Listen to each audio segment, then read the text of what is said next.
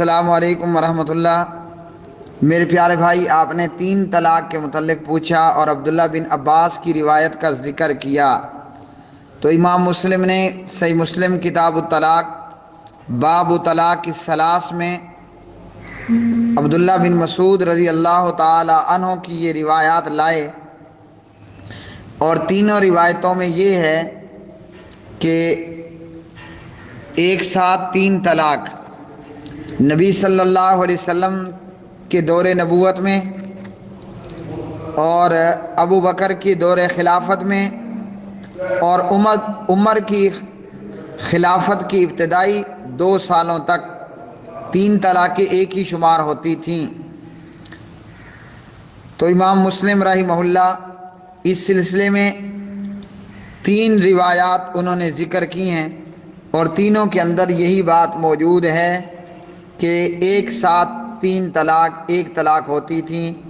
لوگوں نے جلدی کرنا شروع کر دی تو عمر نے ان پر یہ تینوں چیزیں لاگو کر دی۔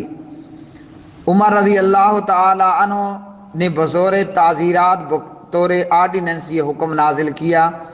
شریعت کا حکم وہی ہے جو پہلے دن سے تھا۔ بلوغ المرام کتاب الطلاق کے اندر یہ روایات بھی موجود ہیں۔ ایک شخص نے 3 طلاق دیں تو اللہ کے نبی صلی اللہ علیہ وسلم نے فرمایا، کیا کتاب اللہ سے کھیلا جا رہا ہے میری موجودگی میں؟ عمر فرماتے ہیں، مجھے اجازت دیجیے میں جا کر اس کو قتل کر دوں۔ تو عمر دور نبوت میں بھی 3 طلاق کو برا سمجھتے تھے، اور جب عمر کی خلافت کا زمانہ ہوا تو عمر نے ان پہ یہ تعزیرات اور آرڈیننس جاری کیا بطور سزا کے۔ شریعت کا حکم قیامت تک یہی رہے گا، 3 طلاق ایک ہی طلاق ہیں۔